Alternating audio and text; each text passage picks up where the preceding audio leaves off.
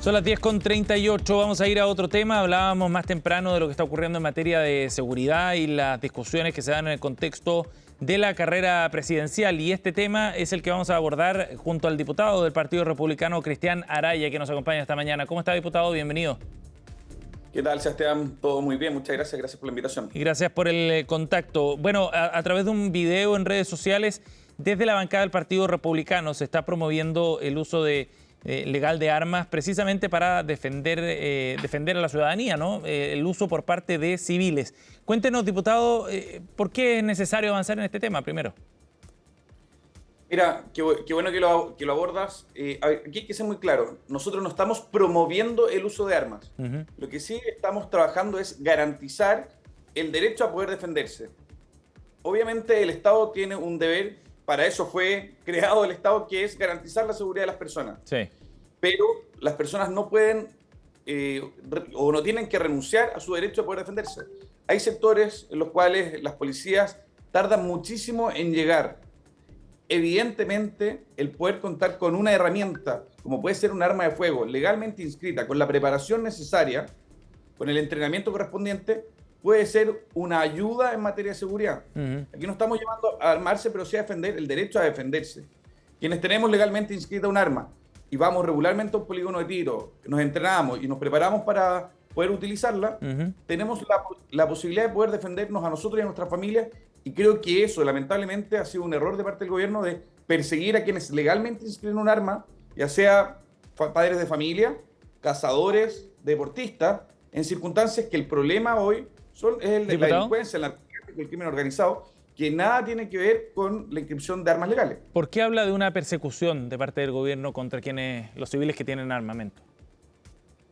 Porque no solo con una ley sumamente restrictiva, una de las más restrictivas de Latinoamérica en materia de armas, impulsada en su momento por el gobierno de Sebastián Piñera, sino por el reglamento, la bajada que realizaron durante este gobierno, que tiene cerca de 200 páginas, en la cual lo único que hace es ponerle trabas administrativas a la inscripción de armamento, a la adquisición de munición, una serie de trabas que terminan solo por dificultar que una persona que quiere respetar la ley pueda inscribir un arma. Yo creo que todos los que hemos tenido que ir a la autoridad fiscalizadora sabemos lo engorroso, lo tedioso, que es hacer una serie de trámites, pagar una serie de derechos y que te estén supervigilando permanentemente y que vayan a tu casa y te pidan mostrar el arma y que tengas que mostrar todos los antecedentes permanentemente en circunstancias que el problema está en otro lado.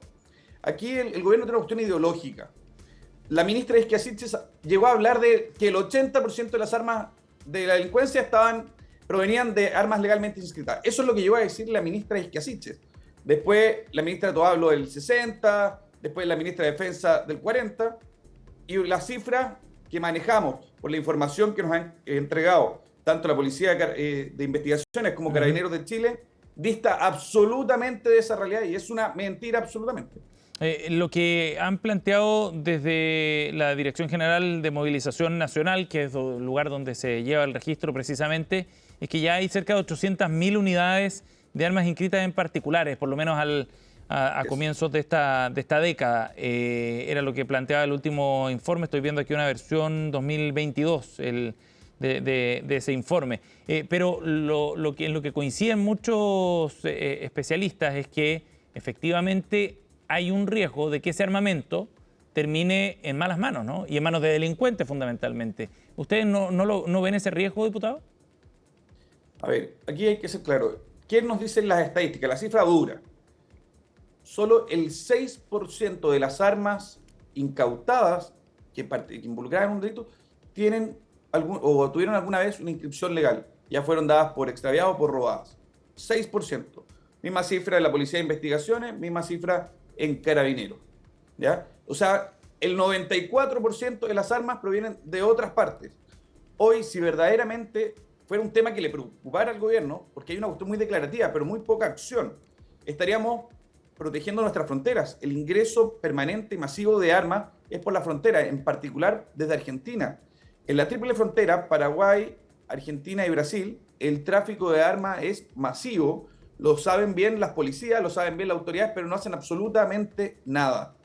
no ha habido una coordinación real, tanto con Gendarmería Argentina, con las policías paraguayas, brasileñas, ni tampoco se hace un seguimiento de las bandas que ingresan armas de fuego. Aquí solo se persigue al tenedor legal, a un padre de familia, alguien que respeta la ley. Entonces, la desconexión es absoluta. Aquí hay que ser muy claro. Obviamente, el riesgo está incluso, de aquí hay una cuestión muy grave a propósito de los reglamentos. Hay una presunción de que aquel que le roban un arma, o sea, fuiste víctima de un asalto y te robaron el arma, hoy no te dejan volver a inscribir un arma de fuego. O sea, imagínate, ya no solo fuiste víctima de la delincuencia, sino se sanciona a la víctima con la cancelación de tus posibilidades de poder inscribir un armamento. O sea, esa es la realidad que hoy vive un cazador, un deportista. Es tal el absurdo que Francisca Croeto, seleccionada nacional, ha sido medalla olímpica, Sí. todos la conocemos y la admiramos. Si a ella le roban un arma, podrían cancelarle su derecho a poder inscribir armamento. Diputado, pero se entiende tan que absurdo que al final el foco está absolutamente perdido. se entiende que el fin de eso es evitar alguna mala utilización de la inscripción de armas como mecanismo de abastecimiento también a determinados círculos, ¿no? O sea, en la medida en que se denuncia un robo, vuelvo a inscribir otra arma y se genera un espacio de una vía con una fachada legal, digamos, para abastecer a determinadas bandas criminales, puede tener algún sentido el bloquear el acceso a una nueva arma después de un robo, ¿no? A ver, evidentemente si hay antecedentes, por supuesto que sí, y al más mínimo antecedente me parece lógico. Pero otra cosa es que entren a tu casa, te pongan una pistola en la cabeza, agregan a tu familia y más encima el Estado te prohíbe cualquier posibilidad de poder defenderte con posterioridad. Entonces creo que aquí hay un problema de un foco ideológico. Si en realidad les preocupa el tema de armas y el poder de fuego de los delincuentes, fortalezcamos el control en la frontera, en aduana. Gran parte, la inmensa mayoría, sobre el 95% de los camiones que ingresan al país, no son fiscalizados. O sea, ahí están ingresando las armas. No tienen que ir a hacer todo un papeleo tremendamente engorroso, pagar derechos, etcétera, para tener que inscribir un arma legalmente. El narco no inscribe las armas. El que inscribe las armas es un deportista, un cazador, un coleccionista o un padre de familia que quiere defender su hogar. El narco le es mucho más fácil y más barato adquirirla importándola ilegalmente desde Argentina o desde Bolivia. Diputado, ahora el poner el foco en las armas en manos de civiles no significa también reconocer las limitaciones del Estado en el objetivo de garantizar la seguridad. ¿Es como dar por perdida la batalla contra el crimen organizado? Es que yo creo que esa pregunta tiene en la base un supuesto que sea en un marco teórico. La realidad es que evidentemente con un alza en los homicidios, con un descontrol fronterizo, con un aumento en los secuestros, en las extorsiones, en distintos tipos de delitos muy graves, claramente el Estado está perdiendo la batalla. Independientemente que tenemos que hacer todos los esfuerzos, y en eso me toca trabajar legislativamente, y he impulsado la ley Naín Retamal, de la cual soy uno de los coautores, la ley contra usurpaciones y una serie de legislación en esa línea, para fortalecer el trabajo de las policías, para fortalecer la fuerza del Estado. Lo que no podemos hacer es amarrar de manos a las personas honestas. El delincuente tiene casi total certeza de que su víctima no se va a poder defender. Yo no le puedo pedir a un padre de familia que tenga que ponerse de rodillas y rogarle a un criminal, a un asesino, a un violador, que no abuse de sus hijos. Lamentablemente, gracias a las armas, fue que se evitó una desgracia mayor en el Molino Gorn. Gracias a las armas es que uno de los asesinos de la familia Luxinger Macay fue podido detener después de algún tiempo. O sea, te estoy dando dos casos bien emblemáticos, bien particulares, pero es permanentemente cuando, por ejemplo, efectivos de la PDI o personal en retiro de las Fuerzas Armadas con autorización al porte de armas enfrenta a un delincuente, es que muchas veces se frustra un hecho delictual. Entonces, aquí el fondo es un arma en las manos adecuadas puede salvar una vida. En las manos inadecuadas, evidentemente que no. Por eso están bien los controles, está bien que haya una supervisión, pero pongamos el foco en el delincuente, no en perseguir al que respeta la ley.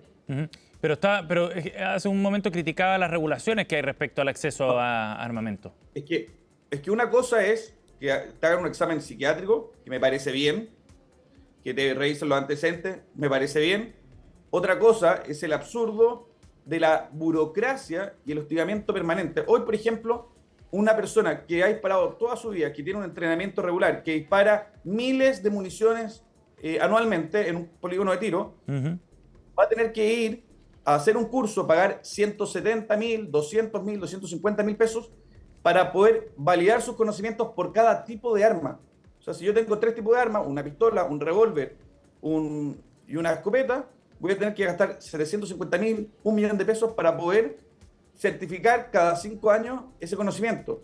Eso ya es absurdo. Me parece bien que hay una certificación de conocimiento, pero no hay ningún criterio en su aplicación. Hay una suerte de burocracia absurda a la hora de inscribir. No hay horas.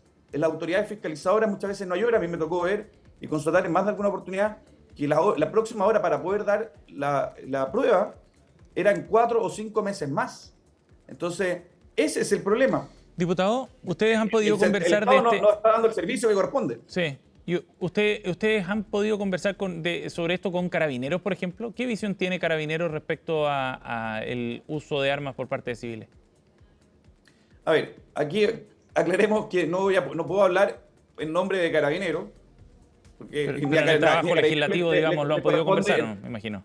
Sí, claro, pero no corresponde que yo diga, oye, esto es lo que opina A o B, porque podría tomar Carabineros a favor, Carabineros en contra. Lo que sí es cierto es que un arma en las manos adecuadas, con alguien que, por ejemplo, un deportista calificado que dispara miles de tiros todos los años, dispara mucho más. Un deportista calificado con un entrenamiento regular suele disparar más durante un año que muchos efectivos de las policías durante toda su carrera profesional. Es alguien que está entrenado. Esa persona evidentemente puede tener las competencias para poder repeler un asalto.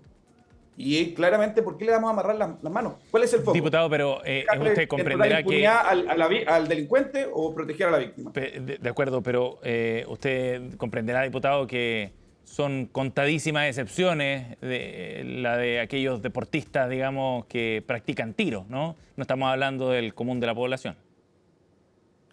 Claramente, y esto no es para hacerlo masivo, y por eso lo primero que te comenté es que esto no es un llamado a que toda la población se arme, sino a aquellas personas. En primer lugar, es reconocer el derecho a poder defenderse.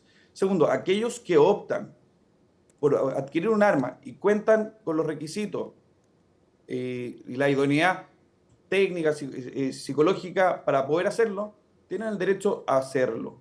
Eso es lo que nosotros estamos resguardando. Y eso es lamentablemente lo que busca prohibir ciertos sectores del gobierno, en particular el Frente Amplio y el Partido Comunista, y esta no es una historia nueva. En Venezuela, frente a un aumento de la delincuencia, Hugo Chávez hizo exactamente lo mismo, prohibición total. ¿Qué pasó después? Se dispararon los homicidios. Y así en muchos países ha ocurrido que esta ha sido la alternativa propuesta desde la izquierda radical, y el resultado es todo lo contrario a lo que la gente puede pensar. Bueno, veremos cómo va ese debate luego en el contexto de la carrera presidencial también, donde seguro va a estar en discusión. Diputado Araya, gracias por conversar con nosotros esta mañana. Muchas gracias a ti por la invitación.